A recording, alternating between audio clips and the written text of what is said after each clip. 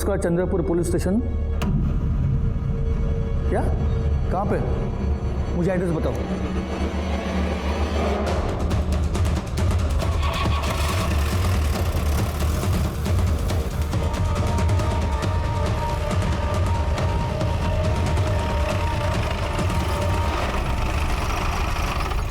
साहब, मेरा नाम ढूंढू है। हाँ। मैंने आप लोगों को फोन किया था। लाश कहाँ है? उधर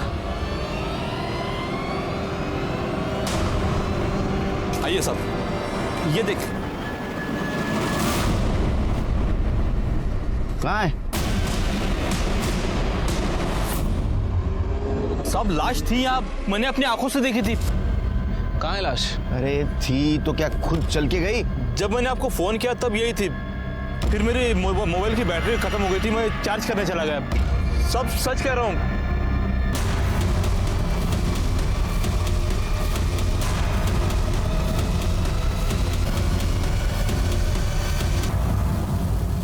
जितना खून बहा उस हिसाब से आदमी का जिंदा रहना मुश्किल है। मतलब लाश यहाँ थी, फिर गई कहाँ? सर, हो सकता है कि जिसने मर्डर किया हो उसी ने बॉडी को गायब किया हो। रोनू, ये जो जिसकी बॉडी थी, इसकी शक्ल वकल हुलिया वगैरह कुछ याद है? सब जैसे कपड़े पहने थे, गांव का नहीं शहर का लग रहा था। गांव में वैसे भी हम सब एक दूसरे को पहचानते हैं। 25-30 साल का हट्टा कट्टा लड़का था। तब भी शिरके, इसका फोन आने के बाद तुरंत हम यहाँ आ गए और बॉडी गायब हो। इसका मतलब बॉडी गायब करने वाला और बॉडी इधर ही किधर आसपास रहेगा। पूरा एरिया सील कर दो, छान मारो एरिया, अपने खबरियों को काम पे लगा दो। तो बॉडी मिलना बहुत जरूरी है शिरके।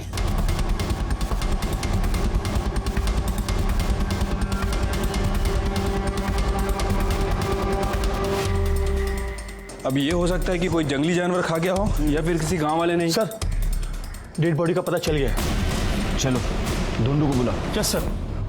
पुलिस की नौकरी करने के बावजूद भी मुझे ऐसा कभी नहीं लगा कि मेरे सामने कोई चौंकाने वाला केस नहीं आएगा, क्योंकि जब भी ऐसा लगता है कोई हैरान करने वाला केस मेरे सामने आ जाता है। नमस्कार, मैं सीनियर इंस्पेक्टर सुनील केलकर आप सबका स्वागत करता हूं क्राइम पेट्रोल दस्तक के इस भाग में। आज मैं आपको 2016 का एक केस दिखाने जा रहा हूं।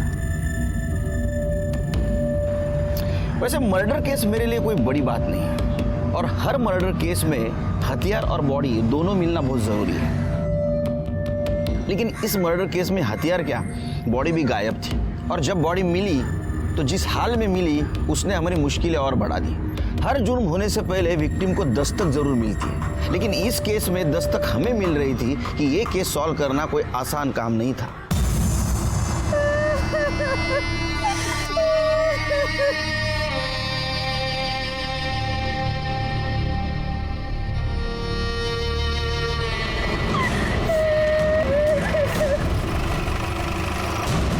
सब यही वो बॉडी है जिसके बारे में सुबह मैंने बताया था आपको।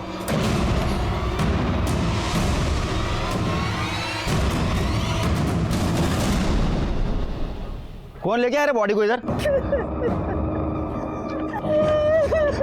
मैं लाया साहब। वारदात की जगह से छेड़खानी करना कानून अपराध है, पता नहीं तेरे को? हाँ, तू लाश को एक जगह से दूसरी जगह लेके आया, जेल हो सकती है तेरे को। पागल। त्याच्या अंगाला हात लावू नका साहेब। आपके लिए लाश होगी, लेकिन मेरे लिए मेरा छोटा भाई है ये। अभी 2 दिन पहले ही पुणे से आया था ये। 4 साल था पुणे में। मैं गया था इसे स्टेशन लाने के लिए। आया तभी कितना खुश था ये। दादा, गांव में तो कुछ नहीं बदला। अरे नहीं रे, अभी देख सारे बूढ़े बच्चे दिन भर मोबाइल पे लगे रहते हैं। अच्छा? पूरा का पूरा गांव बदल गया है अभी।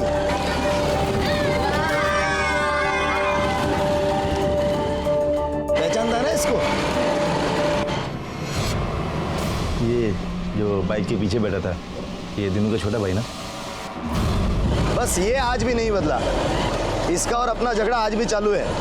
अभी पिछले महीने में इससे मेरा झगड़ा हुआ था, वो तो बाबा बीच में आ गए, वरना बहुत मारता मैं इससे। दादा, 1 मिनट, ये गंगे है ना? हाँ वही गंगिया, पगली का भाई।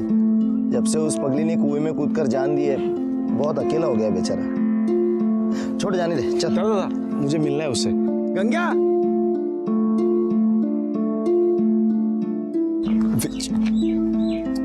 अरे विजय, अरे कैसा है तू? मैं बढ़िया। बाबा तू तो एकदम शहर वाला बन गया। देख कैसा कपड़ा पहना है तू, मस्त एकदम, बाल भी बनाया एकदम। अरे क्या जूते लग रहे तू तो। लेकिन तेरे को क्या हो गया गंगे? क्या? ये फटे हुए कपड़े, ये टूटी हुई चप्पल, क्या है ये सब? जान दे। एक काम कर, तू मेरे जूते पहन। अरे नहीं नहीं नहीं, अरे नहीं मानता है मेरे को। चप्पल अरे नहीं तू निकाल अरे तेरा। तू क्या तू आजा यहाँ बैठ। अरे रहने दे। ये जूते पहन। पहन, मैं बोल रहा हूँ तुझे पहन। वो एकदम मस्त। हाँ हाँ ना? हाँ, अच्छा लगा तेरे को? अरे वाह, पहले डाल इसमें, है कि नहीं? मस्त एकदम। हाँ चल मैं बाद में मिलता हूँ तुझसे, ठीक है? चल चल चल मिलता हूँ। दादा गाड़ी गाड़ी।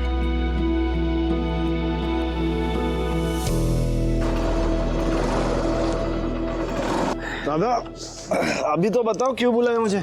अरे तो आज तर चल, सब बताता हूँ क्यों बुलाया है। दादा घर तो बहुत बढ़िया बनाया आपने। हाँ सब अकेले ने बनाए, दिन रात मेहनत करके घर बनाया है। सोचा था दोनों भाई मिलकर घर बनाएंगे, पर कोई नहीं, तू भी तो वहाँ काम ही तो कर रहा था। चल। अरे आई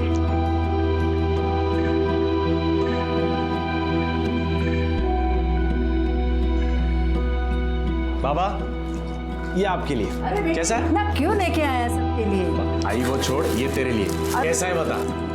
छान है हाँ? कोई नहीं, ये तुमच्यासाठी। अरे इसकी क्या जरूरत थी? नहीं जरूरत है।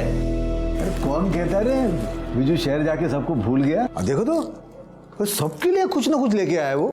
मंजरी दाई के लिए भी साड़ी लेके आया हूँ, जब मिलने जाऊंगा ना तब दे दूंगा।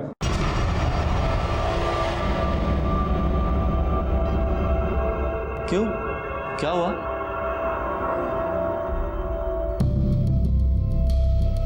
अरे मंजरी दाई यहीं पे है, आप लोगों ने मुझे बताया नहीं। मंजरी दाई ये साड़ी तेरे लिए। क्यों, क्या हुआ? सब ठीक तो है ना? ठीक नहीं है, ठीक करना पड़ेगा, इसीलिए तुझे यहाँ बुलाया है। मतलब आखिर हुआ क्या है? कोई प्रॉब्लम है क्या? बेटा तुझे तो पता है इसकी शादी में दहेज के 5 लाख रुपए देने थे। 3 लाख हमने दे दिए, 2 लाख देने बाकी थे। अब इसके ससुराल वालों ने बोला है कि 2 लाख रुपए दे दो, वरना तब तक इसको यहीं अपने ही घर में रहने दो। ये गया था बात करने के लिए, लेकिन तू जाता है, इसका गुस्सा बात बनाने के बजाय बिगाड़ के आ गया। अब तुम ही कुछ कर लो। बाबा आप चिंता मत करो, मेरे पास अभी 50,000 है, मैं कल जाके उनको दे दूंगा और बात कर लूंगा। नहीं विजू बेटा, बात पैसे की नहीं है, वो तो हम भी कुछ ना कुछ कर लेंगे। इसके गर्म खोपड़ी से जो बात बिगड़ गई है ना, उसे जाके संभाल के आ। देख तू शांत है, पढ़ा लिखा है, तू समझदारी से बात करेगा तो वो लोग समझ जाएंगे, मान जाएंगे वो लोग। ठीक है बाबा, आप टेंशन मत लो, मैं कल जाके बात कर लूंगा। ताई तू काळजी करू नकोस, मी आहे ना। सारी गलती मेरी है,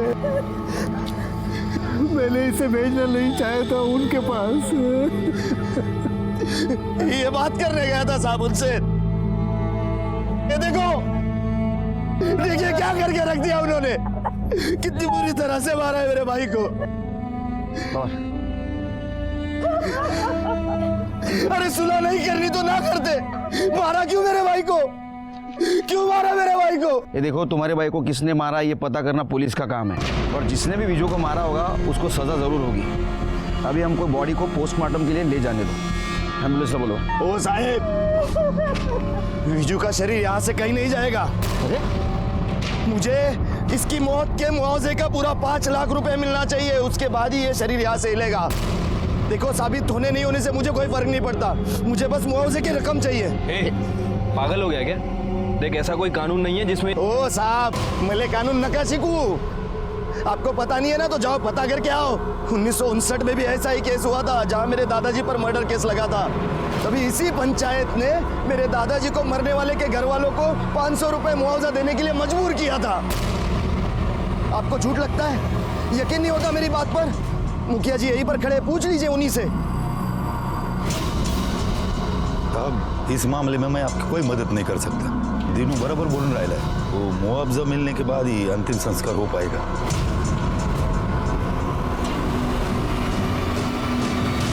अजीब लोग हैं सर. 2016 में भी पंचायत का कानून चला रहा है. पता नहीं कौन सा 1959 की बात कर रहे थे. सिर्फ ये गांव का मामला है, यहाँ हमारे स्टाइल से इन्वेस्टिगेशन नहीं चलेगा. मैं काम करता हूँ, इस केस के रिगार्डिंग डीएसपी साहब से बात करता हूँ.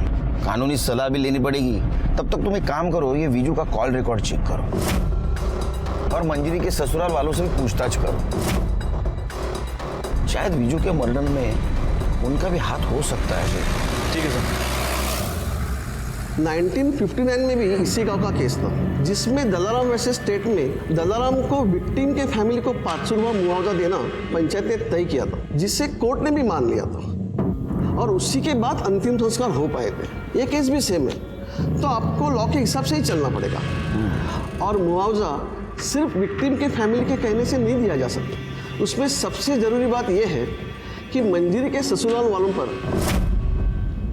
यह मर्डर का चार्ज साबित होना चाहिए.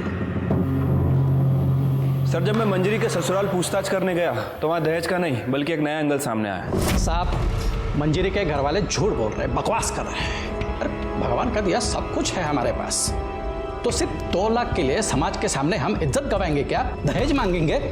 खोटे बोलता है इतने. नहीं, ये बात सही है कि विजू यहाँ आया था और हमने उसे मंजरी के मायके जाने की असली वजह बता दी थी. असली वजह मतलब उनकी खुद की बेटी मंजिरी. तीच तर खरं कारण आहे या झगड्याचं. ऐसा क्या किया था मंजरी ने? मैं बताता हूँ. मंजरी का चक्कर चल रहा था. उसको किसी आदमी का फोन आता था जिससे वो घंटों बात करती थी. एक दिन मैंने पूछ लिया, किससे बात करती हो, कौन है ये आदमी? तो उल्टा वो मुझ पर भड़क गई कि मुझ पर नजर रख रहे हो, उसके मामले में ना पढ़ूं और अपने काम से काम रखो, नहीं तो वो सबको बदनाम कर देगी. अरे आप बताओ साहब, मैं उसका पति हूँ ना, इतना हक तो रखता हूँ ना. वो मुझे धमकी दे रही थी, इसलिए मैं उसको उठा के उसके मायके छोड़कर आ गया. उसके बाद आया उसका भाई विजू. मैंने उसे सारी बात बता दी. उसका भाई पढ़ा लिखा और समझदार था, बात को समझा और उसके बाद वो चला गया. अभी बताओ हम लोग क्यों मारेंगे उसको? और जब हमने उसको मारा ही नहीं तो किस बात का 5 लाख का मुआवजा? 5 लाख के हम 5 रुपए नहीं देंगे किसी को. सर, अब बात सच है या झूठ इसका तो पता नहीं, लेकिन यह है कि अकड़ बहुत है उन लोगों में. मतलब उल्टा मंजरी के कैरेक्टर पे इन्होंने उंगली उठाई. एक काम करो शिरके, मंजरी के कॉल रिकॉर्ड चेक करो, उससे पता चल जाएगा ये झूठ बोल रहे या सच. वैसे सर, मुझे लग रहा है कि दीनू हमसे कुछ ना कुछ छुपा रहा है, हमें गुमराह करने की कोशिश कर रहा है. मतलब दीनू और दीनू की फैमिली के बारे में गांव वालों से हमें पूछताछ करनी पड़ेगी और ये भी पता लगाना पड़ेगा कि 1959 में जिस फैमिली के आदमी का मर्डर इसके दादाजी ने किया था, उनका स्टेटस क्या था. मला वाटतं शिरके ये एंगल इग्नोर करके नहीं चलेगा हमें. विजू के कॉल रिकॉर्ड का क्या हुआ? सर, वो अभी तक तो नहीं आया है, मैं फॉलो अप कर रहा हूँ.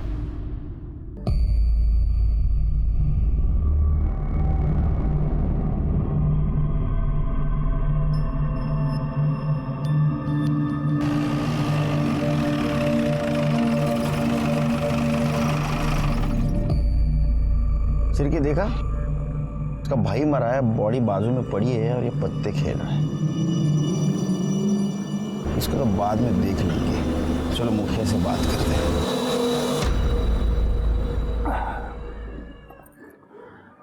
देखिए साहब, बिना मुआवजा दिए तो अंतिम संस्कार नहीं होगा,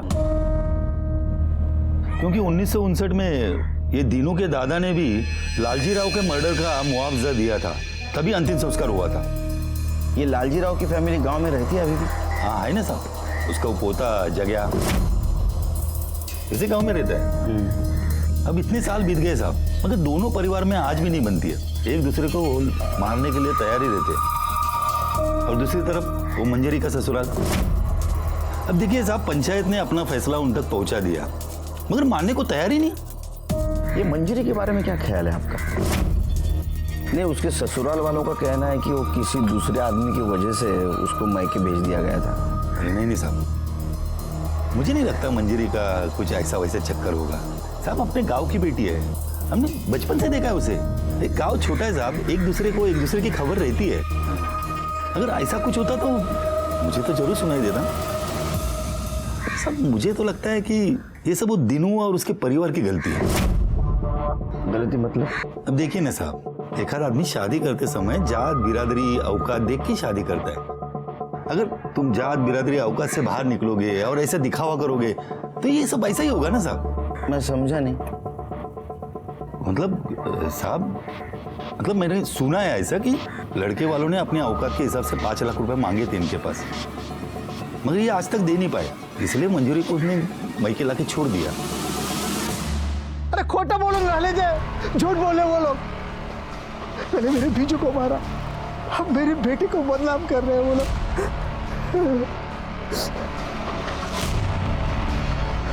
लेकिन मैं छोड़ूंगा नहीं उनको। मेरे बीजू को मारा है ना उन्होंने, मैं मुआवजा लेके रहूंगा जैसे मेरे बाबा के पास से लिया था।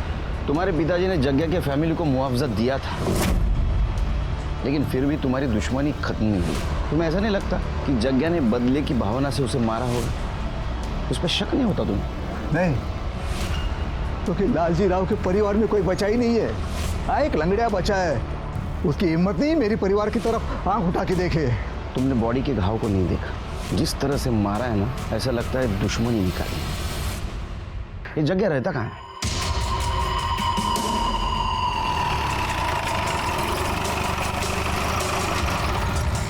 उठा इसको।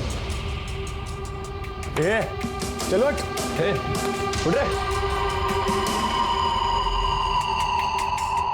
साहब। आप क्या हुआ साहब? पार्टी हुई कल रात यहाँ। किस खुशी में? दुश्मन का बेटा मर गया खुशी में। साहब वो नहीं, वो कल रात में कुछ दोस्त लोग आ गए तो बस। बीजू को क्यों मारा? क्या मैंने नहीं मारा साहब? और साहब मैं काहे को मारूंगा बीजू को? और जिस दिन बीजू मरा उस दिन तो साहब मैं गांव में था भी नहीं, अब नागपुर गया था किसी काम से। अब चाहो तो पूछ लो साहब किसी से भी। तेरी परमिशन लेनी पड़ेगी पूछताछ के लिए। शिरके चेक करा। साहब क्या ढूंढ रहे हैं साहब? साहब मैंने कुछ किया ही नहीं साहब। पाटिल पवार सब बोल रहे हैं मैंने कुछ किया ही नहीं साहब। कुछ किया नहीं तो इतना क्यों फड़फड़ा रहा है? साधु खड़े रहे। साहब सच बोलता है, मैंने कुछ नहीं किया साहब। लेकिन साहब एक बात बोलता हूँ मैं, बीजू के मरने का मेरे को जरा भी दुख नहीं है, लेकिन दीनू मरा होता ना साहब तो बहुत ज्यादा खुशी होती। साहब एक नंबर का हलकट है वो।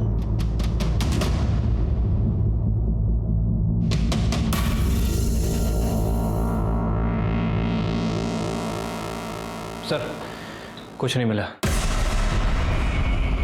शिरके इसके नागपुर के डिटेल्स चेक करो और इसका बयान क्रॉस वेरीफाई करो। गांव से बाहर नहीं जाने का? नहीं जाएगा साहब, मैं काहे को जाएगा?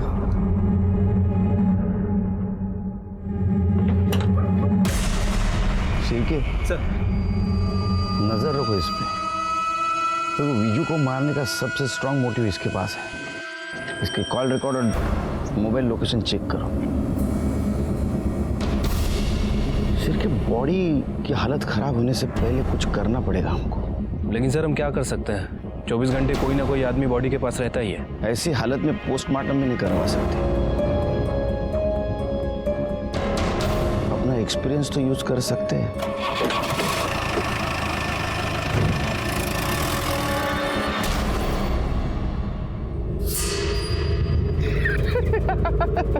देख देख देख देख देख देख देख कैसा बैठा है। तेरे को पता है पुलिस आई थी मेरे घर पर मिला कुछ भी नहीं। ये साला लाश को सड़ा के बैठा हुआ है, ये सोच के कि मंजरी के ससुराल वाले इसको 5 लाख रुपया देंगे। पता चला 5 लाख तो छोड़, 5 लाख भी नहीं दिया।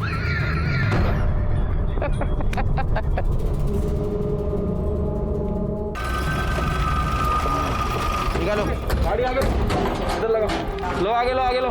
चलो चलो चलो, गुड गुड, निकालो चलो निकालो। उतरो। ये काय करून राहिले साहब? मैंने आपको बोला ना मुआवजे के पहले मैं। तेरे को मुआवजा मिलेगा। ये बर्फ इसलिए लाया है ताकि बॉडी सड़ ना जाए। अगर बॉडी सड़ गई ना तो गांव में बीमारी फैल जाएगी, समझा? सरपंच जी आपको तो कोई तकलीफ नहीं होगी क्योंकि गांव के भलाई का मामला है। ठीक है साहब, लगा लो बर्फ। ठीक है हाँ चलो, निकालो निकालो, हाँ निकालो, इधर लाओ इधर।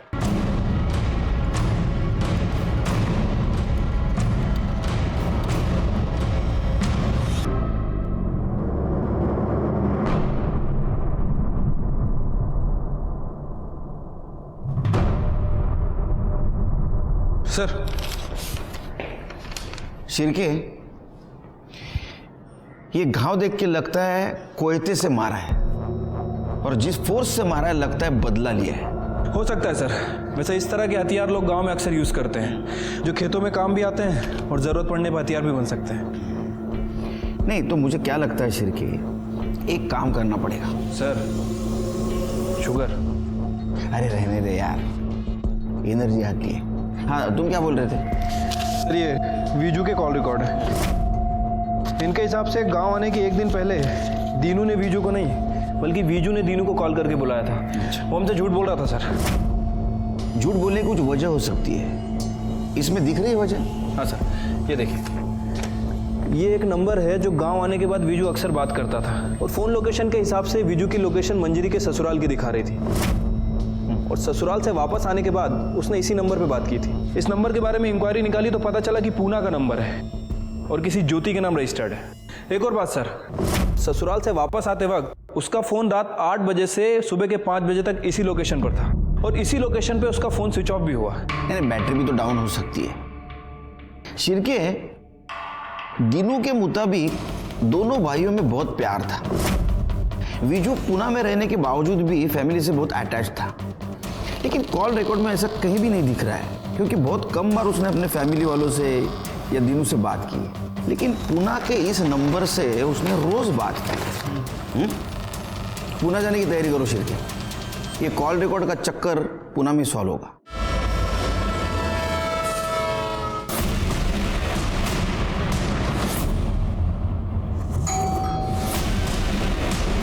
जी, आप कौन? चंद्रपुर पुलिस से PSI शिरके। ये नंबर आपका? जी, मेरा है। आपसे कुछ बात करनी है। आइए। आप जानती हैं इसे? जी सर, ये विजू है, हम लोग साथ में रहते हैं। साथ में मतलब लिव इन रिलेशनशिप में? जी, पर हम लोग जल्दी शादी करने वाले हैं। पर ये सब आप क्यों पूछ रहे हो? वो क्या है कि विजू का मर्डर हो गया है। क्या?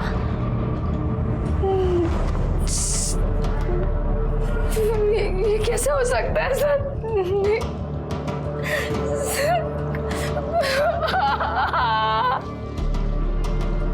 देखिए, संभालिए अपने आप को। मैं जानता हूँ कि ये सही समय नहीं है आपसे बात करने का, फिर भी विजू के कातिल तक पहुँचने के लिए हमें आपकी मदद चाहिए। गांव में विजू की फैमिली बिल्कुल सपोर्ट नहीं कर रही है, इसलिए आप जो भी विजू के बारे में या उसकी फैमिली के बारे में जानती हैं, प्लीज़ बताइए हमें। सर, विजू 4 साल पहले पुणे में आया था।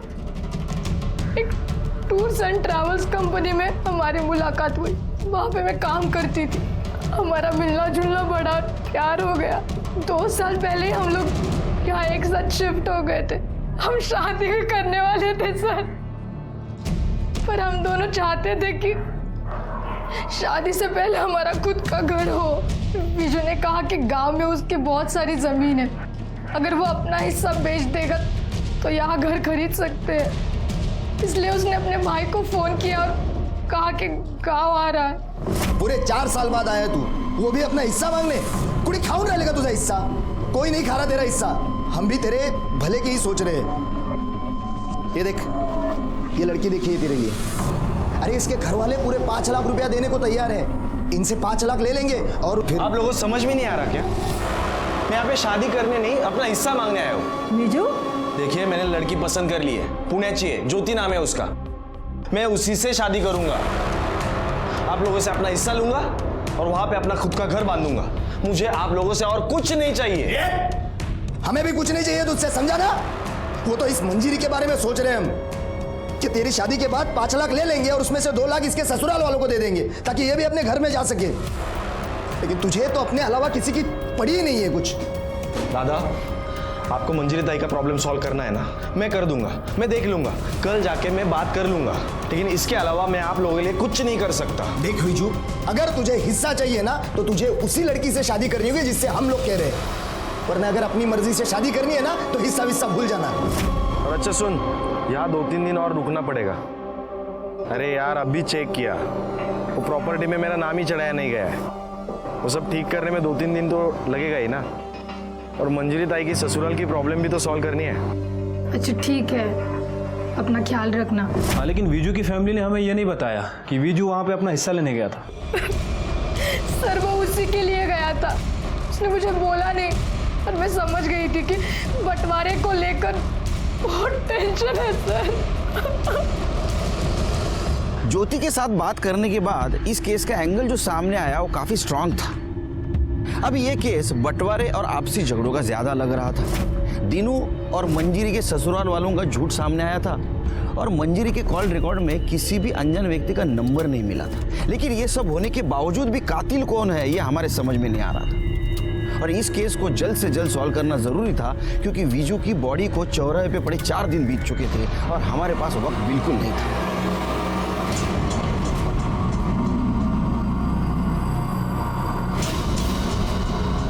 अरे नमक ठीक से डालो, नहीं तो चींटियां लग जाएंगी। दीनू चल थाने चल, कुछ बात करनी है तेरे से। विजू का ध्यान रखना, मैं पुलिस स्टेशन होकर आता हूँ। चल। तूने बताया विजू को तूने बुलाया था मंजीरी के ससुराल बात करने के लिए, लेकिन हमें ऐसा पता चला है विजू खुद आया था प्रॉपर्टी के बंटवारे की बात करने के लिए। साहब ये कौन बोला आपको? ज्यादा शाना समझ रहा खुद को, जितना पूछ रहे हैं उतना जवाब दे। हिस्सा मांगा था या नहीं? साहब हिस्से की तो बात ही नहीं आती है साहब। वो तो 4 साल से पूना में है, यहाँ 4 साल से मैं खेती कर रहा हूँ, सारी की सारी रसीद मेरे नाम पे। और आप तो जानते ही है जो खेती करता है उसी के नाम पे जमीन होती है। और ऐसा नहीं भी हुआ तो विजू इतना लालची इंसान नहीं था, उसे पैसों की क्या जरूरत साहब, वो तो अच्छा खासा कमा रहा था वहां पर। जरूरत थी, वो शादी करना चाहता था, उसको घर बनाने के लिए पैसे चाहिए थे, है ना? ओ आत्ता मले समजून राहिले, ते पूना वाली लड़की ने आपके कान भरे है ना? आप हो क्या है पूना? नहीं साहब, विजू भी दिन भर उसके साथ फोन पर लगा रहता था। उसे क्या लगता है वो हमसे हिस्सा मांगेगी और हम दे देंगे? एक फूटी कौड़ी तक नहीं देंगे साहब उसे हम। साहब मैं आपसे भी कहता हूँ, इधर उधर पूछताछ करने से कुछ नहीं होगा। आप सीधे मंजीरी के ससुराल वाले से जाकर सख्ती से पूछिए, आपको सब सच पता चल जाएगा, आपका काम हो जाएगा, मुझे मुआवजे की रकम मिल जाएगी और मैं विजू का अंतिम संस्कार कर सकूंगा। तू पुलिस को सलाह देगा, हमें सिखाएगा? हमें पता है क्या करना है क्या नहीं। हो तू सच बता, तेरा हाथ है या नहीं? तेरा अगर इसमें हाथ निकला ना तो तेरा अंतिम संस्कार कर दूंगा। सर मुझे लगता है कि इस दीनू ने सिचुएशन का फायदा उठाया होगा, क्योंकि जिस तरह से इस दीनू का नेचर है, आई एम श्योर विजू के साथ इसका कोई ना कोई बात को लेकर झगड़ा हुआ होगा। और सर दूसरी तरफ है मंजीरी के ससुराल वाले, हो सकता है कि दीनू ने ही विजू को मंजीरी के ससुराल भेजा हो और विजू का मर्डर कर दिया हो। उसे लगा हो कि इस मर्डर का सारा इल्जाम मंजीरी के ससुराल वालों पे आ जाएगा और वो साफ बच निकलेगा। ये शिरके, लेकिन ये दीनू के खिलाफ हमारे पास कोई ठोस सबूत नहीं।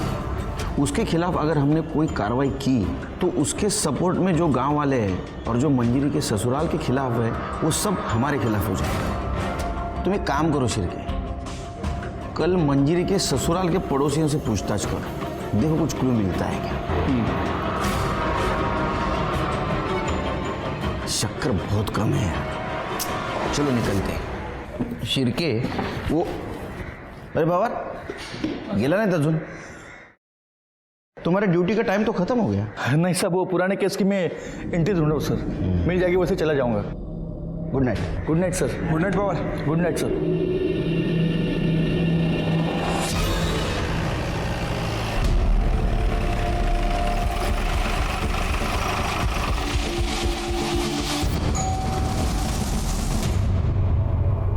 एक मिनट बाहर आएंगे, आपसे कुछ बात करनी है। जी। आपके पड़ोसियों के बारे में कुछ पूछताछ करनी है। ये जो मंजरी और सुशील हैं, इन दोनों के बीच कुछ अनबन चल रही थी क्या? सर सुशील की शादी के बाद से ही परेशानी चल रही थी। वैसे बहुत बदतमीज लोग हैं सर, पैसे का बहुत घमंड है उनको, इंसान को इंसान नहीं कहते सर। अच्छा, ये मंजरी का जो भाई है विजू, ये आया था यहाँ पे, देखा था क्या आपने? हाँ साहब, विजू यहाँ आया था, उसके साथ भी उन्होंने वैसे ही बदतमीजी किया। तो विजू सुन के क्यों लेगा साहब, वो तो बहुत पढ़ा लिखा था। उसने पलट कर जवाब दिया। भाऊजी मी काय म्हणतो ऐकून, आज के बाद कदम मत रखना था। मैं तमीज से बात कर रहा हूँ, आप भी तमीज से बात कीजिए। तू चलना, अभी तमीज अपने पास रख, चल निकल। मेरी बात तो सुनिए प्लीज। निकल जाए यहाँ से वरना जान से मार दूंगा, चल।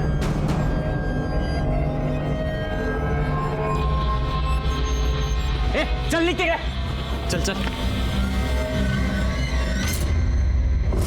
अरे सर मैंने आपको बताया तो था, उस रात बीजू बात करने आया था। नहीं, लेकिन तूने ये नहीं बताया कि उसके बाद का जवाब तूने उसको जान से मारने की धमकी से दिया था। क्या झगड़ा था उसके साथ, सच बता, वरना घमंड तोड़ना अच्छी तरह से आता है हमें। शिरकी सर उस रात बीजू आया था और मैंने उसको बताया कि बीजू मुझे पूरा यकीन है कि तुम्हारी बहन का चक्कर चल रहा है। मैं तुम्हें कॉल रिकॉर्ड्स भी दिखा सकता था, लेकिन वो इतनी शानी है ना कि साथ के साथ वो डिलीट कर देती है। मैं गलत हो सकता हूं, लेकिन पूरा घर गलत नहीं होगा। जी देखिए, आप कुछ अलग कह रहे हो, मेरी फैमिली कुछ अलग कह रही है। वो लोग कह रहे हैं कि दहेज के बचे 2 लाख के लिए आप मंजरी को परेशान कर रहे थे। घर वालों की कहानी इतनी सुननी है ना तो एक बार पहले अपने बहन से पूछ लेता। न जाने कहां कहां मुंह मार के आती है। 2 लाख क्या 2 करोड़ भी दोगे ना तो उस जैसी को हम अपने घर में नहीं रखेंगे, समझ ला। अभी यहाँ से निकल और दोबारा मत दिखना। देखिए, आपको जो कहना है मुझे कहिए, मेरे बहन के बारे में प्लीज तमीज से बात कीजिए। तुझसे बात कौन करना चाहता है? दादा बात सुनो। भाऊजी भाऊजी मी काय म्हणतो ऐकून आज के बाद कदम मत रखना सर, निकल जाए यहाँ से वरना जान से मार दूंगा। चल। उसके बाद वो वहां से चला गया सर, हम सच बोल रहे हैं। और हमने उसको नहीं मारा सर, हमें उसको मार के क्या फायदा। सर मुझे तो लगता है कि ये सब वो दिनू ने किया है। बहुत मक्कार इंसान है सर, किसी का सगा नहीं है वो। मंजरी के ससुराल वालों के पड़ोसियों ने हमें जो इन्फॉर्मेशन दी उसके मुताबिक हमने मंजरी के पति और देवर को इंट्रोगेट किया, लेकिन हमें उन्हें छोड़ना पड़ा क्योंकि उनके खिलाफ हमारे पास कोई सबूत नहीं था और हमारा केस फिर से वहीं आके रुक गया। और इधर विजू की बॉडी की हालत दिन ब दिन खराब होती जा रही थी। जैसे ये बात मीडिया को पता चली, ये केस लाइमलाइट में आ गया और हमारी मुश्किलें कम होने के बजाय बढ़ गई। आज पूरे 6 दिन हो चुके लाश को यहाँ रखे हुए। लाश काफी हद तक सड़ चुकी है, बावजूद इसके पुलिस इस मामले को हल करने में नाकाम रही है। गांव में बीमारी फैलने की आशंका है। सबसे शर्मनाक बात तो ये है कि एक इंसान के मरने के बाद भी उसका सरेआम तमाशा बनाया जा रहा है। फिलहाल कहा नहीं जा सकता कि ये तमाशा और कितने दिन चलेगा। मैं चंद्रपुर से रिपोर्टर नीतू, कैमरामैन अखिल के साथ धन्यवाद। अरे तूच समजून घेत नाहीस मला, तर बाकीचे काय समजून घेणार? अरे तू देख रही है ना कितना टेंशन है। हाँ, न्यूज़ देख रही है ना, मीडिया वाले कितने पीछे लगे हमारे। अरे हाँ बाबा, पहुंच रहा हूँ आधे घंटे में घर में। स्लो कर स्लो कर स्लो।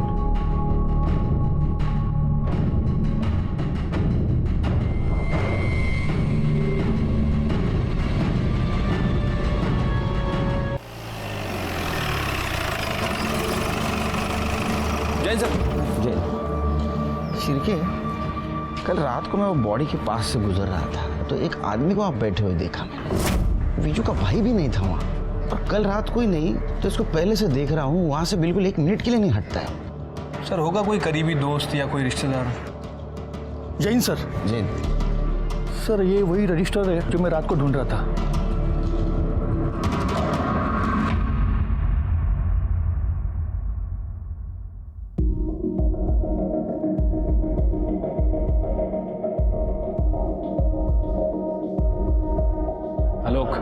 पवार, इन दोनों केस का आपस में क्या संबंध है? सर, जो आदमी 6 दिन से बिजू की डेड बॉडी के पास बैठा है, उसकी बहन मुक्ता की एफआईआर कॉपी है। और सर, मुक्ता ने 4 साल पहले कुएं में कूदकर खुदकुशी की थी।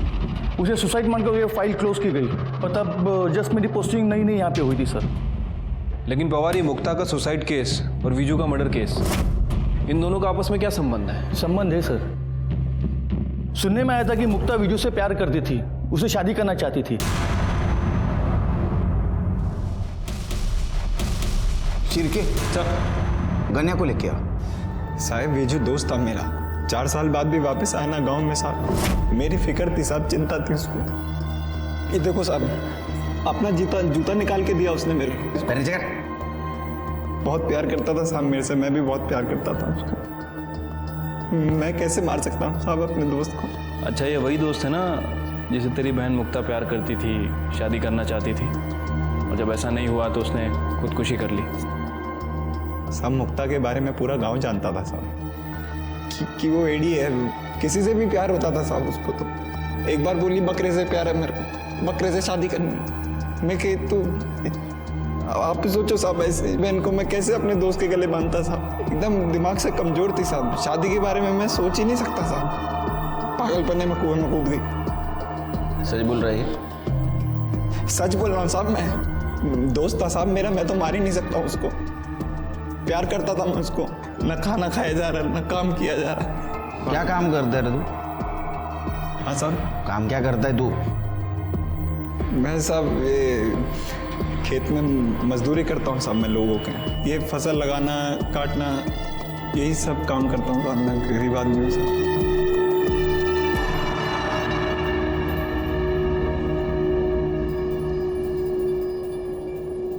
सिर्के विजू को मार के मंजरी के ससुराल वालों को कोई फायदा नहीं था। हाँ, दीनू को जरूर फायदा होता। हो सकता है उसने विजू को मारा हो और इनोसेंट बनने का नाटक कर रहा हो। लेकिन सर जिस तरह के घाव हमने विजू की बॉडी पर देखे हैं, उन्हें देखकर तो ऐसा ही लगता है कि उसे बदले की भावना से मारा गया है। और सर बदला लेने का मोटिव सिर्फ एक आदमी के पास है और वो है जग्या। हो सकता है कि अपने दादा की मौत का बदला लिया हो। सिर्के, ये जग्या से तुम्हारे स्टाइल से पूछताछ करो और एक काम करो, दीनू का घर और मंजरी का ससुराल अच्छी तरह से छानबीन करो। वो मर्डर वेपन मिलना बहुत जरूरी है हमारे लिए। ठीक है सर।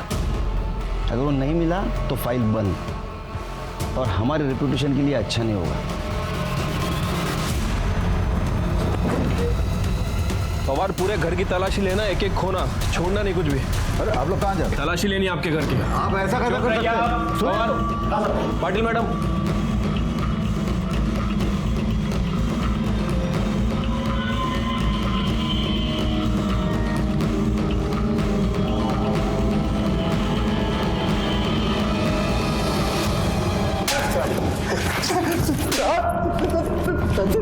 मार मार के तेरी खाल उजाड़ दूंगा। बोल भाई शपथ साहब, हमने नहीं मारा विजू को। साहब बोल रहा है, झूठ बोल रहा है साहब। अब कहीं को झूठ बोलेगा साहब? वो दिन हम लोग नागपुर गए थे, कैसे मारेगा साहब हम उसको? अगर पता चला ना कि तुम तीनों झूठ बोल रहे हो, खैर नहीं है तुम तीनों की।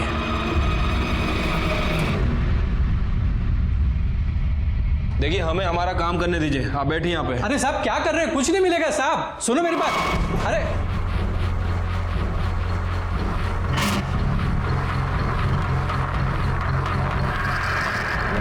पवार, कुछ मिला? नहीं साहब, कुछ नहीं मिला।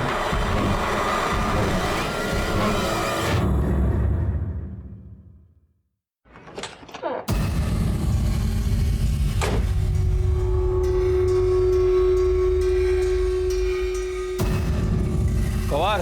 हाँ साहब। हटाओ ये सब, डिग्गी में चेक करो।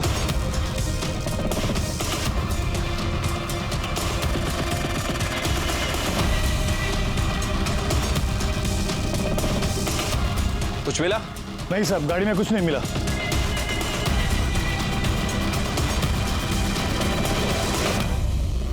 सर, हमने मंजरी के ससुराल और दीनू के घर की तलाशी ली, लेकिन सर कोई भी मर्डर वेपन नहीं मिला है। और वो जगिया के दोस्तों से भी पूछताछ की है। सर उन सभी का यही कहना है कि उनने विजू को नहीं मारा है। सबके बयान को क्रॉस वेरीफाई किया है, सबकी एलिबाई को भी चेक किया है। उस दिन सब लोग नागपुर में थे।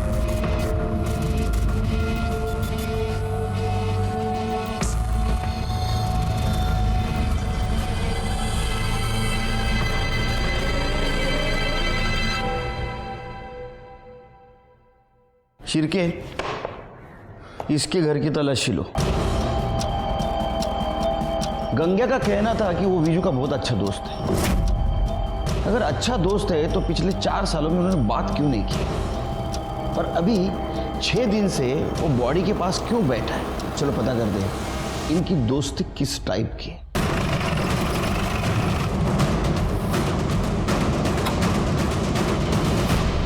शिरके, घर का हर कोना छान मारो। पवार, उधर जाओ।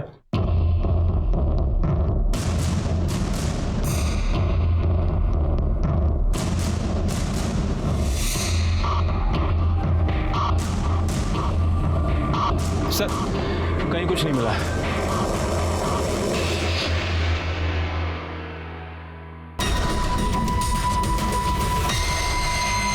अरे नमक ठीक से डालो, नहीं तो चींटियां लग जाएंगी।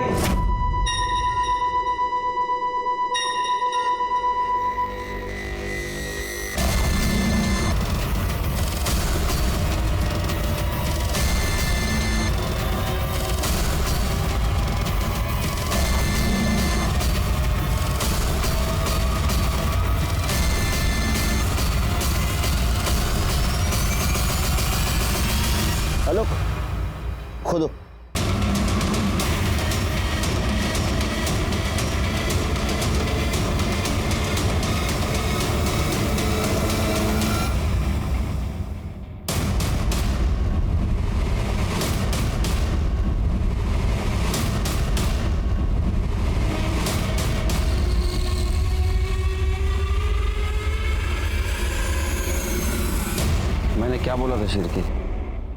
इस दोस्ती में कुछ झोल है। अरेस्ट करो इसको। उठाओ। चल चल चल चल, चल।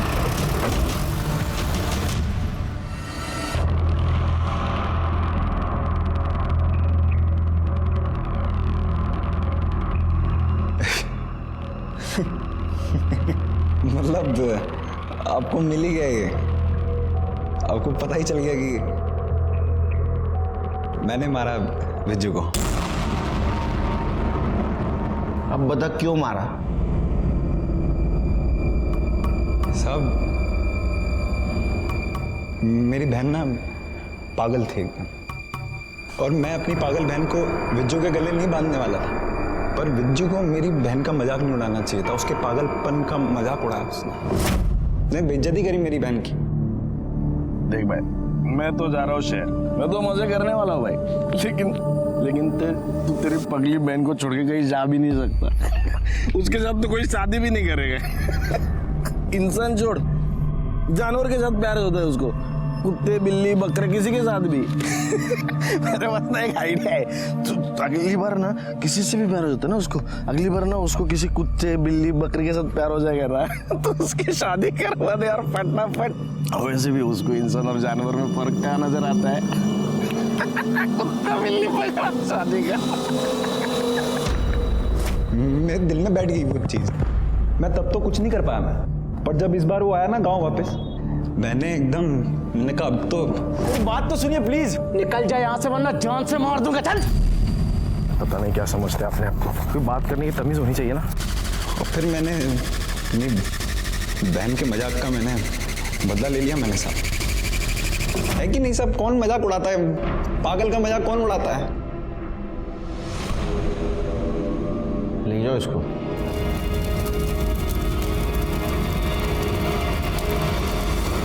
एक चींटी हाथी को भी नचा सकती है, कहावत तो सुनी होगी आपने।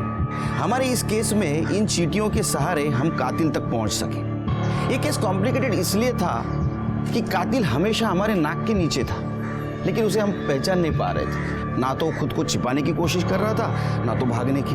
गंग्या को विजू को मारने का बिल्कुल अफसोस नहीं था। उसे लग रहा था कि उसने अपने बहन का बदला लिया है, लेकिन ये बात उसके क्यों समझ में नहीं आई कि उसकी इस बदले की भावना ने विजू को ही नहीं तो उसे भी खत्म कर दिया था।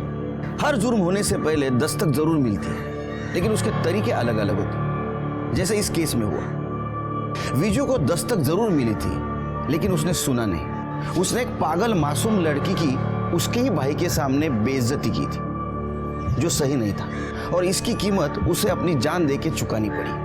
मैं सीनियर इंस्पेक्टर सुनील केलकर आप सबसे विदा लेता हूं। फिर मिलेंगे अगले एपिसोड में।